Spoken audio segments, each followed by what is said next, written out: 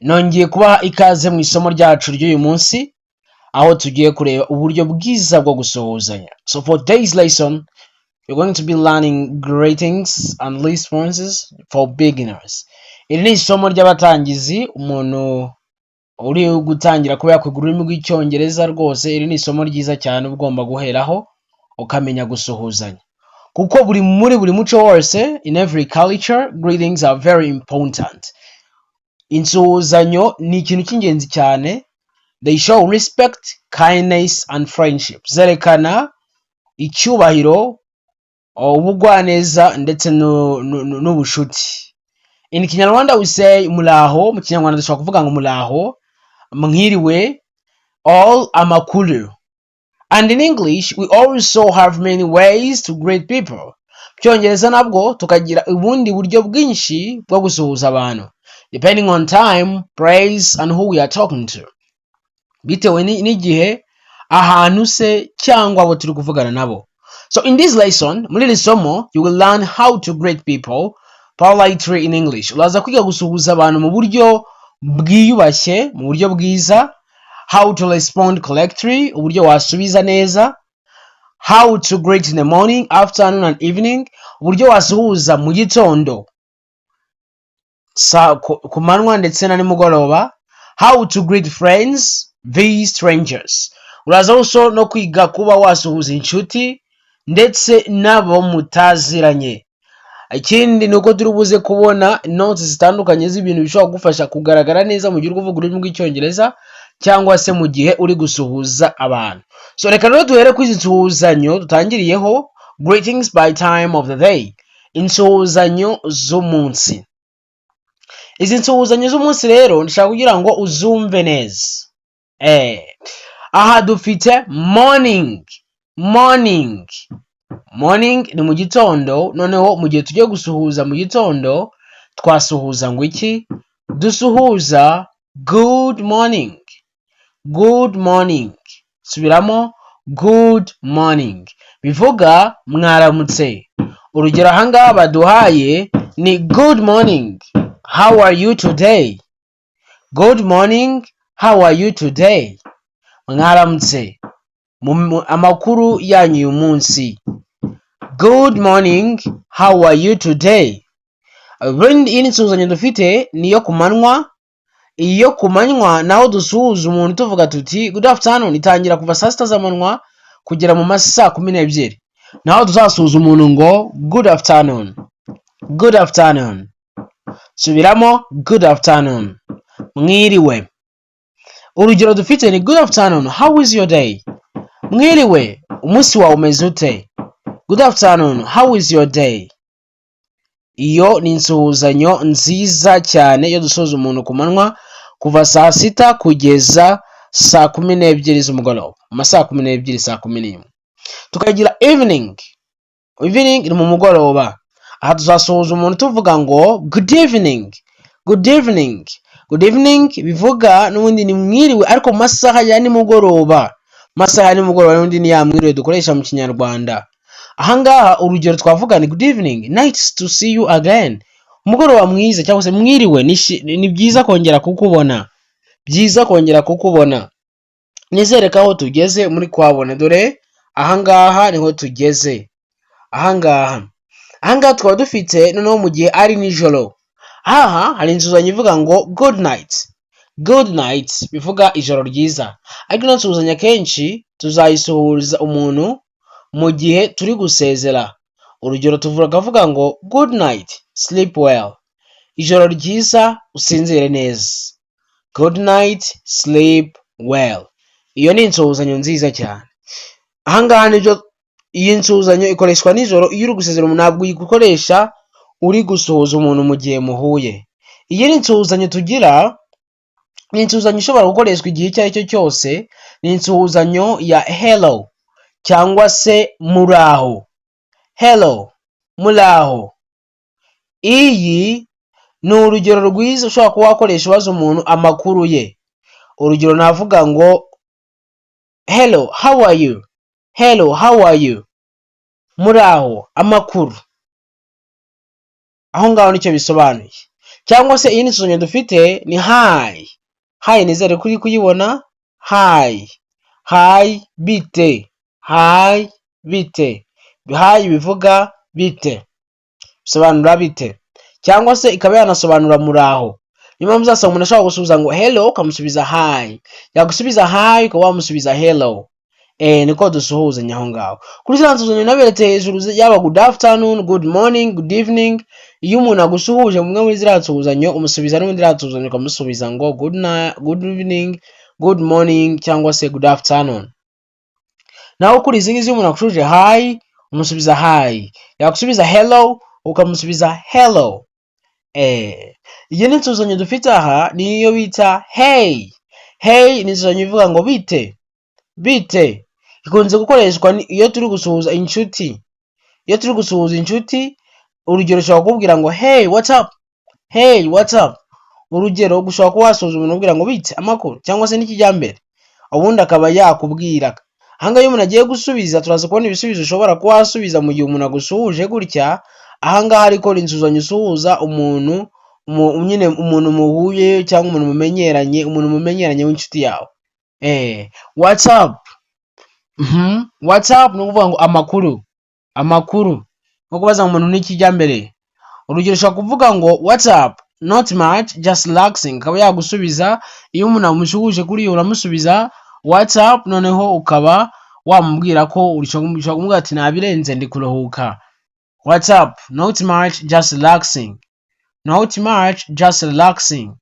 Nabirenze ndimo kuruhuka. Hakaza how are you. How are you ni amakuru yawe. How are you, amakuru yawe. Ko wamusubiza uti I'm fine thank you. I'm fine thank you. I'm fine thank you. Meze neza urakoze. Icyo nakubwira cyo nuko kuri hello na hi ni insuzanyo zikoreshwa kuri buri wese, yaba ari uwo wubashye cyangwa uwo musanzwe mumenyeranye cyangwa uwo ari we wese wamukoreshaho hello cyangwa hi.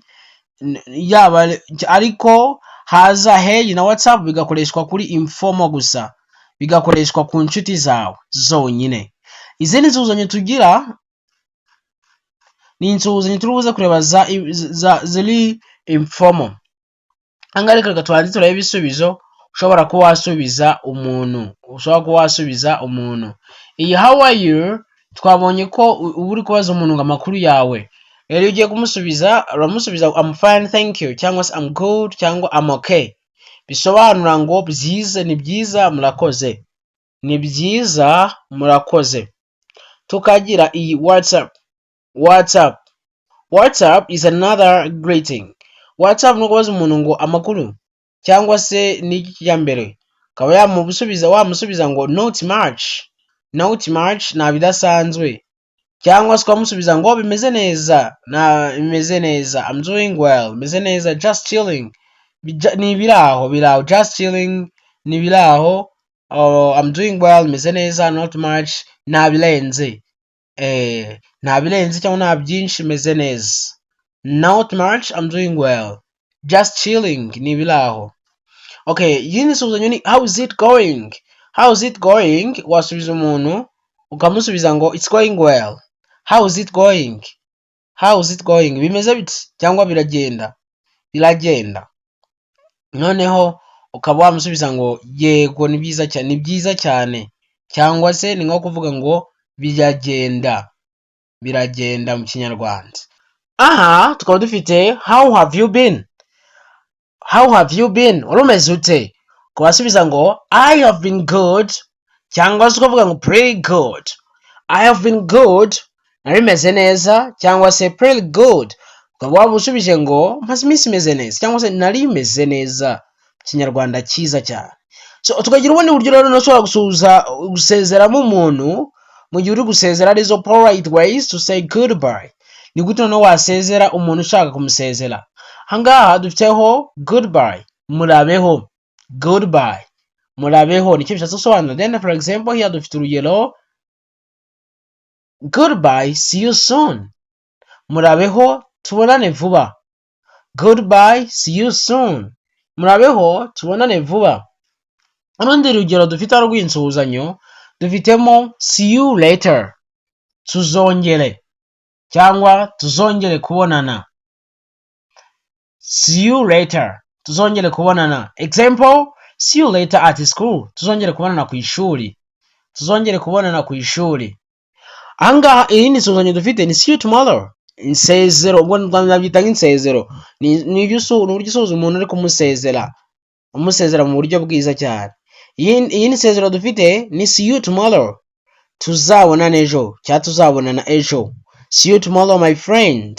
Urwo ni rwo rugero twari dufite aha. See you tomorrow my friend, bivuga ngo tuzabonana ejo nshuti yanjye. See you tomorrow my friend. Iyi ni nsuzanyo dufite aha ni have a nice day. Have a nice day, ubwira umuntu uri kumusezera umubwira ngo agire umunsi mwiza. Have a nice day at work, ugire umunsi mwiza ku kazi. Have a nice day at work, ugire umunsi mwiza ku kazi. Tukagira take care. Take care ni ubwira umuntu ngo wiyiteho. Take care, wiyiteho. Example, take care of yourself. Take care of yourself. Take care of yourself, wiyiteho. Wiyiteho. Take care ni ukwitaho, noneho take care of yourself none byose bijya kumera kimwe, ni ukwiyitaho n'ubundi wifurije umuntu ko yakwitaho neza. Ahangaha rero dufite ingero z'uburyo ushobora no kwimenyereza akoresha ururimi rw'icyongereza. Urugero tuvuge uri kuganira na teacher cyangwa se undi muntu utazi cyangwa umuyobozi wawe cyangwa undi muntu mu buryo bwamwubashyemo. Ushobora gusuhuza umuntu kumwe tumwite A, undi tumwite B. Ahangaha dufite good morning. A asuhuje B ngo good morning. B azasubiza A ngo good morning, amusuhuze ngo how are you? Good morning, how are you? Mwaramutse, amakuru yanyu. A azasubiza I'm fine, thank you. And you? Meze neza, urakoze. Naho wowe? I'm fine, thank you. And you? Meze neza, naho wowe? Noneho B nawe azamusubiza ati I'm good too. Nanjye meze neza, thank you, urakoze. I'm good too, thank you, meze neza, urakoze. Okay, ubwo rwa rugero rumwe rw'uburyo ushobora kuhasuhuza umuntu ukamusubiza. Urundi rugero rwa kabiri naho dufite informal, no ugiye uri gusuhuza inshuti yawe. Urugero hano dufite A na B. Nuko A araza agasuhuza B ati hey John, what's up? Hey John, what's up? Bite John, amakuru. B agasubiza ati not much, how about you? Nabirenze, amakuru wowe. Naho wowe. Noneho A akamusubiza ati I'm good, just relaxing. Ni meze neza, nyine ndi kuruhuka. Okay, aho narwo rwa rugero rwa kabiri. Twagira urugero rwa gatatu narwo rwa mixed greeting. Noneho ni insuzanyo zivanga vanze. Ushobora kuba informal ndetse na formal, mu buryo buvanga vanze kuri ushobora kuganira n'ishusho twabashyize mu buryo buri formal na informal. Hanga nkaba naza nkasuhuza umuntu bamubwira ngo hello, how is your day going? How is your day going? Muraho, munsi wanyu meze gute? Hello twabonye ko ari insuzanyo yubashye cyangwa ushobora gusuhuza umuntu yaba uwo wubashye cyangwa ari wese wamuhuye bwa mbere. Then hano B agasubiza ati it's going great, thanks, what about you? It's going great, thanks, what about you? Biri kugenda neza, urakoze. Noneho wowe akaba aramubajije.